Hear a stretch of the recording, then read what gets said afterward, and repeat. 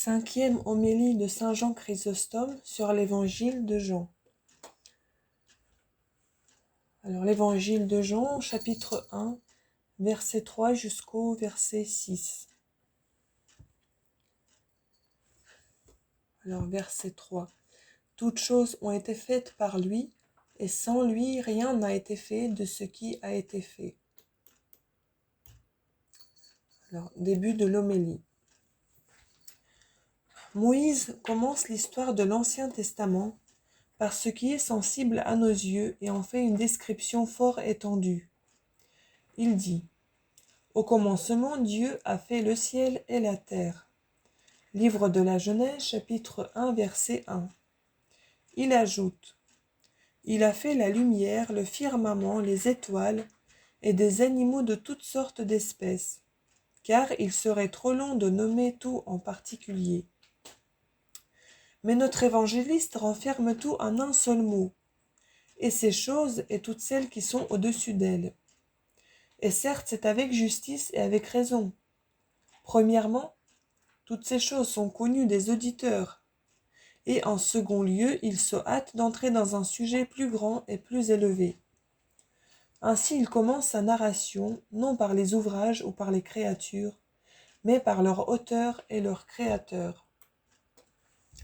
C'est pourquoi Moïse, n'ayant entrepris de traiter que la moindre partie de la création, puisqu'il n'a point parlé des puissances invisibles, s'arrête uniquement à ce point. Mais Jean, qui tout à coup veut s'élever jusqu'au Créateur, passe légèrement et en courant sur toutes ces choses, et renferme tout ce qu'a dit Moïse et ce qu'il a omis dans ce peu de paroles. Tout a été fait par lui. Et de peur que vous ne croyiez qu'il n'a en vue que ce dont le législateur a déjà fait mention, il ajoute : rien de ce qui a été fait n'a été fait sans lui. C'est-à-dire rien de ce qui peut tomber sous les sens, ou de ce qui est invisible et purement intellectuel, n'a été fait que par la vertu et par la puissance du Fils. Nous ne mettrons pas un point après ces mots, rien n'a été fait, comme font les hérétiques, qui, voulant que le Saint-Esprit ait été créé, lisent ainsi : ce qui a été fait était vie dans lui. C'est rendre ces paroles inintelligibles. Car premièrement, il n'était pas à propos de parler du Saint-Esprit en cet endroit, et en second lieu, si l'évangéliste avait voulu l'indiquer, pourquoi se serait-il expliqué si obscurément ? Où est la preuve que ce soit du Saint-Esprit qu'il ait dit ces paroles ? Mais encore, selon leur manière même de ponctuer, nous trouverons que ce n'est pas le Saint-Esprit qui a été fait, mais que c'est le Fils qui s'est fait lui-même. Soyez donc attentifs afin de bien retenir le texte, et nous lisons cependant le passage selon leur manière de le ponctuer. L'absurdité qui en résulte sera plus visible et plus manifeste. Ce qui a été fait était vie dans lui. Sur quoi ils disent que le mot vie signifie le Saint-Esprit. Mais il se rencontre ici que la vie est aussi appelée lumière, car l'évangéliste ajoute : et la vie était la lumière des hommes. Donc selon eux, saint Jean dit ici que le Saint-Esprit est la lumière des hommes. Mais que diront-ils sur ce qui suit ? Saint Jean ajoute encore : un homme a été envoyé de Dieu pour rendre témoignage à la lumière. Il faut bien qu'il réponde que cela est dit aussi du Saint-Esprit, car celui-là même qu'il a nommé Verbe ci-dessus, il le qualifie Dieu, vie et lumière dans les paroles suivantes. Ce Verbe, dit-il, était la vie, et cette même vie était la lumière. Si donc le Verbe était la vie, et si le Verbe qui est la vie s'est fait chair, la vie s'est fait chair, c'est-à-dire le Verbe. Et nous avons vu sa gloire comme du Fils unique du Père. Si ces hérétiques soutiennent donc qu'en cet endroit le Saint-Esprit est appelé la vie, voyez combien il s'ensuit d'absurdité. Il résulte de là que le Saint-Esprit qui s'est incarné et non pas le Fils. Que c'est le Saint-Esprit qui s'est incarné et non pas le Fils. Que le Saint-Esprit est le Fils unique. Et si cela n'est point ainsi, ou s'ils veulent éviter ces conséquences, ils tomberont dans de plus grandes extravagances en lisant comme ils font. S'ils avouent que c'est du Fils qu'il est parlé en ce lieu, et s'ils ne ponctuent pas et ne lisent pas comme nous, il faut nécessairement qu'ils disent que le Fils a été fait par lui-même.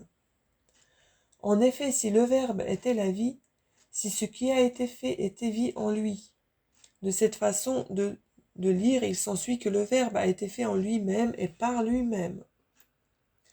L'Évangile ajoute ensuite quelques lignes après. Et nous avons vu sa gloire, dis-je, comme du Fils unique du Père. Voilà comment, de leur façon de lire, de leur manière de s'expliquer, il résulte que le Saint-Esprit est le Fils unique. Car selon eux, c'est de l'Esprit Saint qu'il est uniquement parlé. C'est à lui seul que se rapporte tout ce discours. Ici, mes frères, ne voyez-vous pas dans quel précipice et dans quelle absurdité on tombe, lorsqu'une fois on s'égare et l'on s'écarte de la vérité? Quoi donc? L'Esprit Saint, direz-vous, n'est-il pas la lumière? Oui, il est sûr qu'il est la lumière, mais il n'est point fait mention de lui en cet endroit. Quoique Dieu soit esprit, c'est-à-dire incorporel, il ne s'ensuit pourtant pas de là que toutes les fois qu'on dit esprit, ce soit de Dieu qu'on parle. Et pourquoi vous étonneriez-vous si nous le disions du Père, du Paraclet,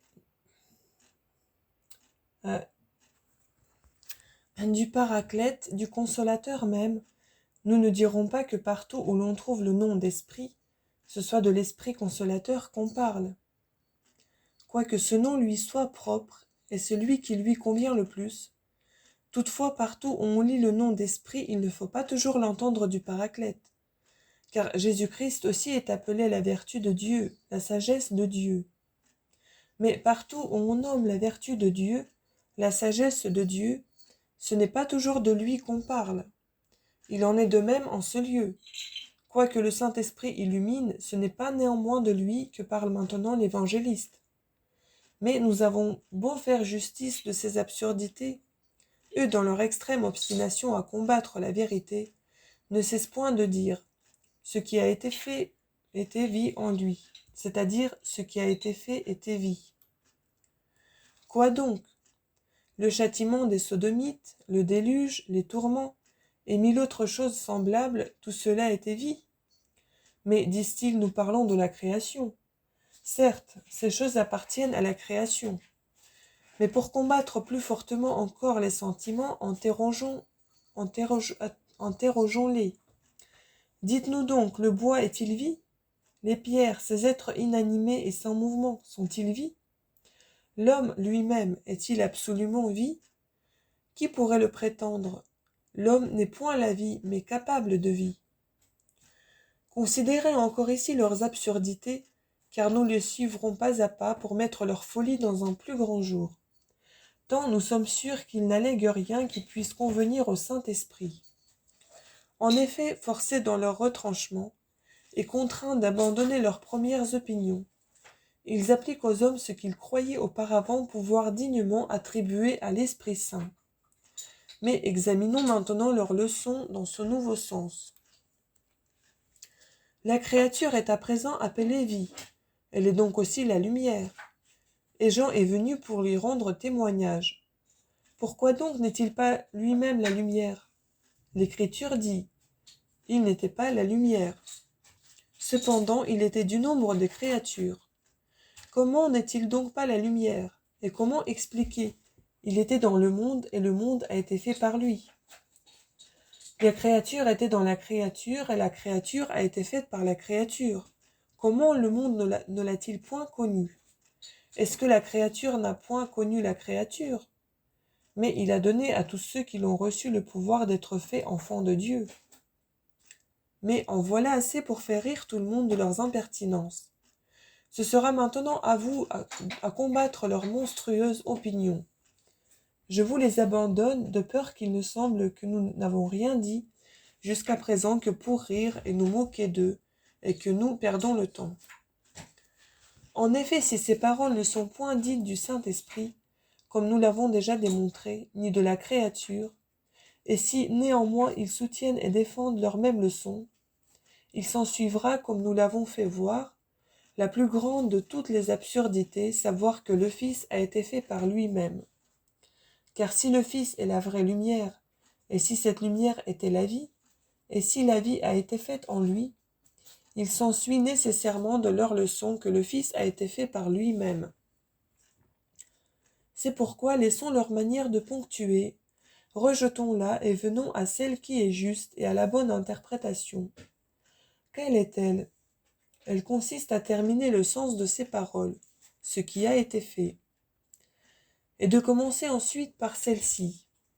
Dans lui était la vie, par où l'évangéliste veut nous faire entendre que rien de ce qui a été fait n'a été fait sans lui. Si quelque chose a été fait, dit-il, elle n'a point été faite sans lui.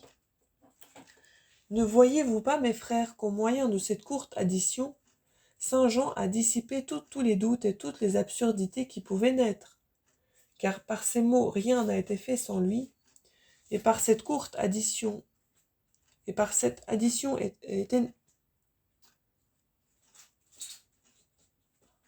par cette courte addition de ce qui a été fait, il comprend et renferme ensemble tous les êtres intellectuels, et met à part le Saint-Esprit.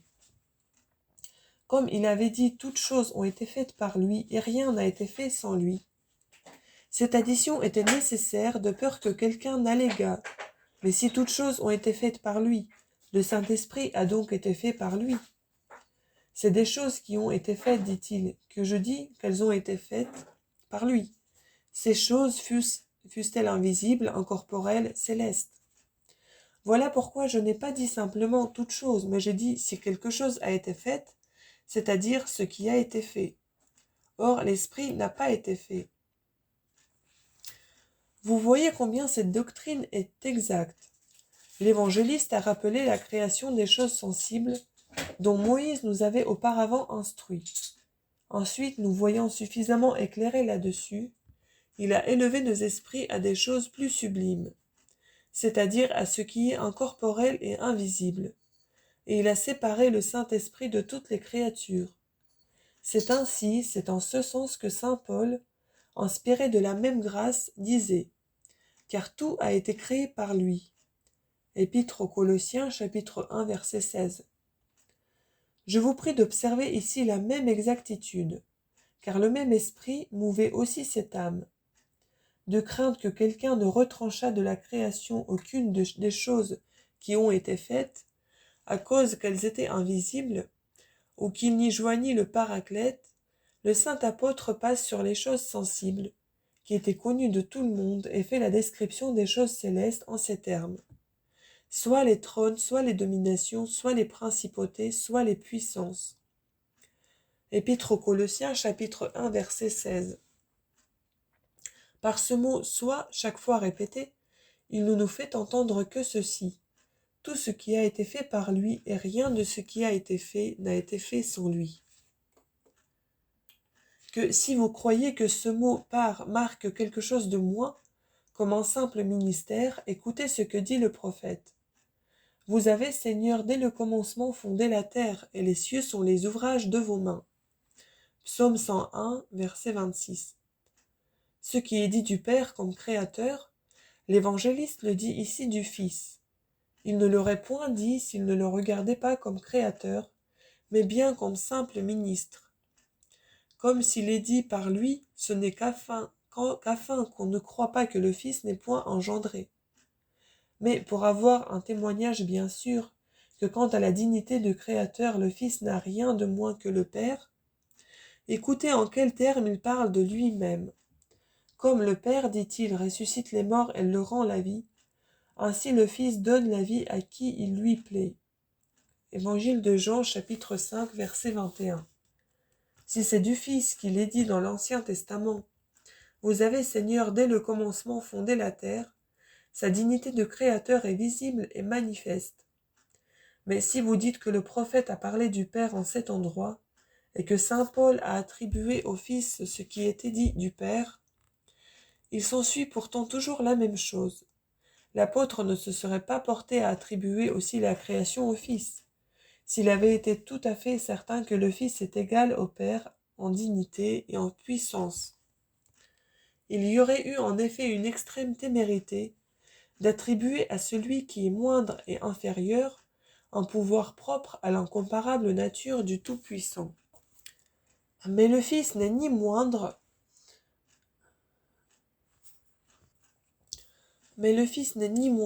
que le Père, ni inférieur à lui en essence, en substance. C'est pourquoi saint Paul n'a pas seulement osé lui attribuer ces dignités, mais encore d'autres semblables. Car ce mot « duquel » que vous n'attribuez qu'à la dignité du Père seul, il l'applique également au Fils dans ces paroles, duquel, dit-il, tout le corps de l'Église, recevant l'influence par les vaisseaux qui enjoignent et lient toutes les parties, s'entretient et s'augmente par l'accroissement que Dieu lui donne. Épître aux Colossiens, chapitre 2, verset 19. Ce n'est pas tout, il vous ferme encore mieux la bouche d'une autre façon en disant du Père, par qui ? Expression qui selon vous implique infériorité. Car, dit-il, Dieu par qui vous avez été appelés à la société de son Fils Jésus-Christ notre Seigneur est fidèle et véritable. Première épître aux Corinthiens, chapitre 1, verset 9. Et encore, par sa volonté, et ailleurs tout est de lui, tout est par lui et tout est en lui. Épître aux Romains, chapitre 11, verset 36. Enfin ce terme, duquel est attribué non seulement au Fils, mais aussi au Saint-Esprit, puisque l'ange disait à Joseph, « Ne craignez point de prendre avec vous Marie votre femme, car ce qui est né dans elle est du Saint-Esprit. » Évangile de Matthieu, chapitre 1, verset 20. Et de même ce mot « en qui est propre au Saint-Esprit, le prophète ne fait point de difficulté de l'attribuer à Dieu le Père lorsqu'il dit « En Dieu nous ferons des actions de vertu ». Et saint Paul dit, dans ses prières, « Si en la volonté de Dieu je dois trouver enfin une voie favorable pour aller vers vous. » Épître aux Romains, chapitre 1, verset 10. Il le dit aussi de Jésus-Christ, « En Jésus-Christ ». Et certes, ces paroles et ces expressions, en qui, duquel, par qui, etc., se trouvent souvent dans l'Écriture en différemment appliquées et attribuées aux trois personnes de la Sainte Trinité, ce qui ne serait point et n'arriverait pas si leur substance n'était la même et égale en tout. Mais de peur que vous ne croyiez que ces paroles, tout a été fait par lui, doivent à présent s'entendre des prodiges et des miracles, car les autres évangélistes en ont fait mention. Saint Jean ajoute ensuite, « Il était dans le monde et le monde a été fait par lui. » Mais non le Saint-Esprit qui n'est pas au nombre de créatures et qui est au contraire au-dessus de toutes les choses créées. Passons à l'explication du reste du chapitre. Saint Jean, après avoir dit, parlant de la création, « Toutes choses ont été faites par lui, et à rien de ce qui a été fait n'a été fait sans lui », fait aussi mention de la providence, par ces paroles, « Dans lui était la vie ». Car de peur que quelque incrédule ne doutât que tant et de si grandes choses eussent été faites par lui, il a ajouté, « Dans lui était la vie ». Or de même qu'on ne peut diminuer une source qui jette des abîmes d'eau et les répand par torrents, quelque quantité qu'on en puise, ainsi faut-il penser du Fils unique. La puissance qu'il a de créer est inépuisable. Quelque production que vous puissiez lui attribuer, elle n'est en rien diminuée. Mais plutôt servons-nous d'un exemple plus propre et plus convenable, comme de celui de la lumière dont le saint évangéliste parle ensuite en disant « Et la vie était la lumière. » Comme donc la lumière, quelques milliers d'hommes qu'elle éclaire, ne perd rien de sa splendeur. Ainsi est de même Dieu, et avant et après avoir créé ses ouvrages, et les avoir produits au dehors, demeure également entier et ne souffre ni diminution ni altération, quel que soit le nombre de ses œuvres. Fallut-il même créer encore 1000 mondes semblables à celui-ci? En fallut-il produire un nombre infini? Il suffirait à toutes ces choses, et non seulement pour les créer, mais aussi pour les faire subsister, après les avoir créés. Car ici le nom de vie ne marque pas seulement la puissance qu'il a de créer, mais encore cette providence par laquelle il conserve les choses qu'il a créées. Bien plus, par ce nom, Saint Jean jette dans nous les fondements de la doctrine de la résurrection et le principe de cette révélation ineffable. Car la vie venant à nous, l'empire de la mort est détruit, la lumière nous illuminant, les ténèbres sont dissipées. La vie demeure pour toujours dans nous, et la mort ne peut avoir de domination sur elle. Ainsi, tout ce qui est dit du Père serait également bien dit du Fils. C'est en lui que nous avons la vie, le mouvement et l'être. Actes des Apôtres, chapitre 17, verset 28. Saint Paul le déclare aussi par ces paroles. Tout a été créé par lui et toute chose subsiste en lui. Épître aux Colossiens, chapitre 1, versets 16 et 17. Voilà pourquoi il est appelé et la racine et le fondement. Donc, quand vous entendez dire au Fils, dans lui était la vie, ne pensez pas qu'il soit un être composé, car le Fils dit ensuite du Père. Comme le Père a la vie en lui-même, il a aussi donné au Fils d'avoir la vie en lui-même. Évangile de Jean, chapitre 5, verset 10. Et comme vous ne direz pas pour cela que le Père soit un être composé, ne le dites pas non plus du Fils, puisque l'Écriture dit aussi ailleurs. Dieu est la lumière même. Première épître de Jean, chapitre 1, verset 5. Et encore, Dieu habite une lumière inaccessible. Première épître à Timothée, chapitre 6, verset 16. Elle ne s'énonce point en ces termes pour nous faire penser qu'il y ait en Dieu de la composition, mais afin que nous nous élevions peu à peu au comble de la doctrine. Comme effectivement le petit peuple et les faibles auraient peine à comprendre de quelle manière la vie subsiste en lui, c'est aussi pour cette raison qu'elle dit premièrement ce qu'il y a de plus simple et de plus bas, et de ce premier degré d'instruction nous élève ensuite à ce qu'il y a de plus sublime. Car celui qui a dit « Il a donné au Fils d'avoir la vie » est le même que celui qui dit « Je suis la vie » et encore « Je suis la lumière ».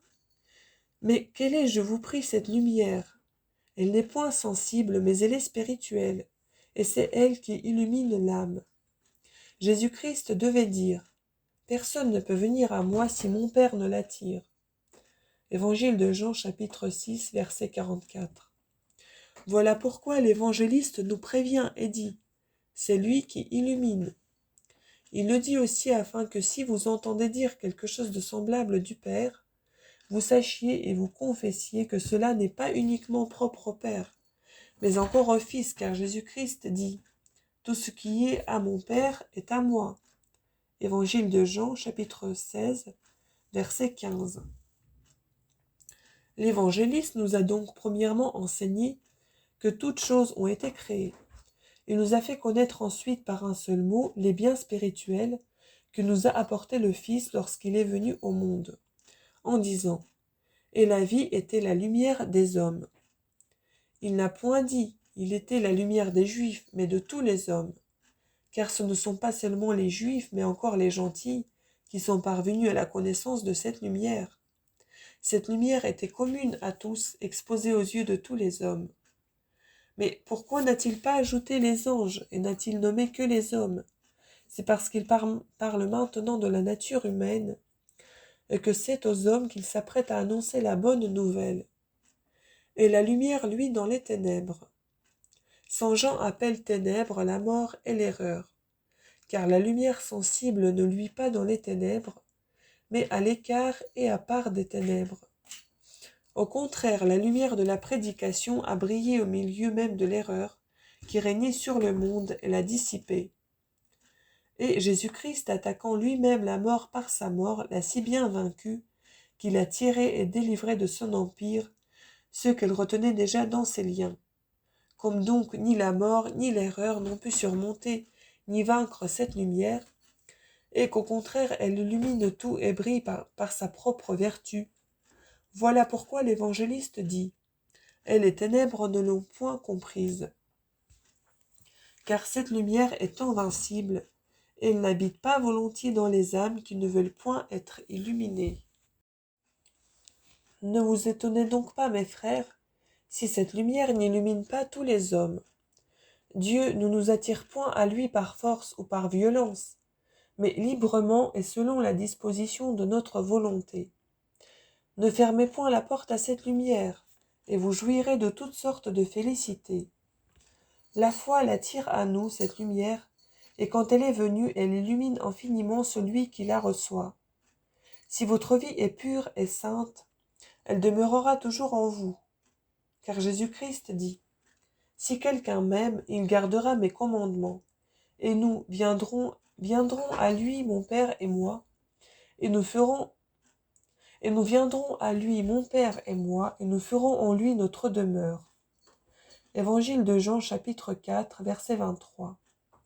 Comme on ne peut pas bien jouir de la lumière du soleil si l'on ouvre les yeux, de même on ne participe pas pleinement à cette resplendissante lumière si l'on ouvre les yeux de l'âme et si on ne les met en état de la recevoir de toutes parts. Mais comment le peut-on?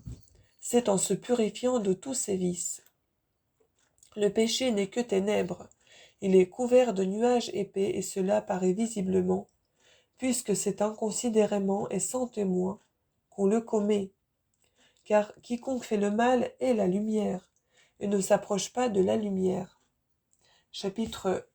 Évangile de Jean, chapitre 3, verset 20. Et la pudeur ne permet pas seulement de dire ce que ces personnes font en secret. Épître aux Éphésiens, chapitre 5, verset 32. De même que dans les ténèbres, nous ne connaissons ni l'ami ni l'ennemi, et ne discernons pas les objets. Ainsi, dans le péché, nous ne voyons rien. L'avare ne distingue pas l'ami de l'ennemi. L'envieux voit d'un œil d'inimitié l'homme qui lui est le plus dévoué. Celui qui tend des pièges déclare la guerre à tout le monde.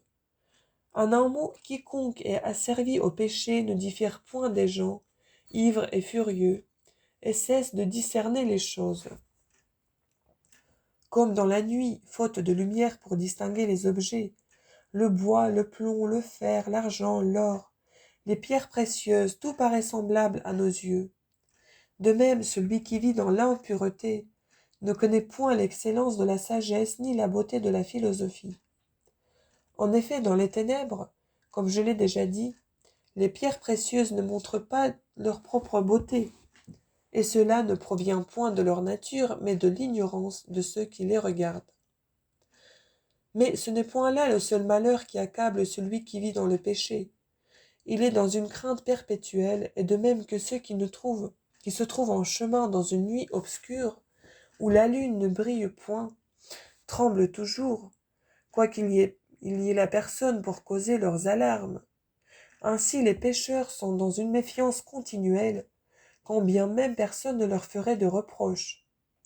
Mais les remords de leur conscience font que tout les effraie, tout leur est suspect, que tout est plein pour eux de crainte et de terreur, et qu'ils ne voient rien qui ne les inquiète.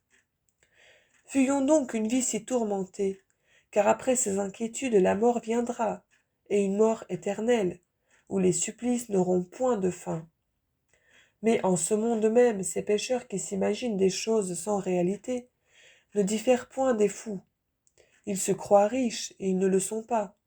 Il leur semble qu'ils vivent dans les plaisirs et dans les délices, et ils n'ont ni délices ni plaisirs. Et ils ne reconnaissent et ne sentent comme il faut combien leurs idées sont fausses et trompeuses qu'après s'être guéris de leur démence, avoir secoué leur léthargie. Voilà pourquoi saint Paul veut que nous soyons tous sobres et vigilants, et Jésus-Christ nous le commande aussi. Celui qui est sobre et qui veille, si le péché le surprend, aussitôt il le chasse. Mais l'insensé ou celui qui dort ne sait pas comment le péché s'empare de lui. Ne nous endormons donc point, car la nuit est passée, nous sommes dans le jour. Marchons donc avec bienséance et avec honnêteté, comme marchant durant le jour. Épître aux Romains, chapitre 13, verset 13. En effet, rien n'est plus laid, rien n'est plus honteux que le péché. Ce serait un moindre mal à le prendre du côté de la honte et de la laideur, d'aller nu dans les rues, que couvert et chargé de péchés et de crimes. D'aller nu, ce ne serait pas un si grand crime, puisque souvent l'indigence en est la cause. Mais il n'est rien de si infâme, ni de si méprisable que le pécheur. Représentons-nous ces voleurs qu'on traîne devant les juges pour leur rapine et leur spoliation. Voyons combien leurs insolences, leurs friponneries et leur violence les rendent hideux, ridicules et méprisables. Oh, que nous sommes misérables et malheureux, nous qui ne voulons pas souffrir sur nous en manteau mal arrangé ou à l'envers, et qui, si nous le voyons ainsi sur un autre, y portons aussitôt la main pour l'ajuster. Si notre prochain et nous marchons de travers dans la voie des commandements de Dieu, nous ne nous en apercevons point du tout. Qu'est-il, je vous prie, de plus vilain et de plus infâme qu'un homme qui entre chez une prostituée? Qu'y a-t-il de plus ridicule et de plus risible qu'un homme violent, qu'un médisant, qu'un envieux? Comment peut-il se faire qu'on ne regarde pas ces choses comme aussi honteuses que d'aller nu dans les rues? C'est seulement parce qu'on s'est accoutumé à ces sortes de vices, car on n'a jamais vu personne marcher nu dans les rues, volontairement. Mais la coutume fait que l'on pêche hardiment. Certes, si quelqu'un entrait dans la société des anges, où il ne s'est jamais rien passé de semblable, il connaîtrait bientôt combien ces sortes d'actions sont honteuses et ridicules. Mais pourquoi nommais-je la société des anges? Aujourd'hui même, et parmi nous, si quelqu'un ose introduire une femme de mauvaise vie dans le palais de l'empereur, ou s'y enivrer, ou y commettre quelque autre action honteuse, il en est puni du dernier supplice. Que s'il n'est pas permis de rien faire de semblable dans le palais du prince, à plus forte raison, commettre de pareilles actions quelque part que ce soit, quand le roi de l'univers est présent partout et voit tout, c'est encourir les derniers supplices. C'est pourquoi je vous en conjure, mes chers frères, vivons en ce monde dans une grande paix, et travaillons à nous rendre purs et irréprochables. Nous avons un roi qui a continuellement les vœux, attentif sur tout ce que nous faisons. Afin donc que cette lumière nous illumine toujours, attirons ses rayons sur nous. De cette sorte nous jouirons et des biens présents, et des biens futurs, par la grâce et par la miséricorde de notre Seigneur Jésus-Christ, par qui et avec qui gloire soit au Père et au Saint-Esprit dans tous les siècles des siècles, ainsi soit-il.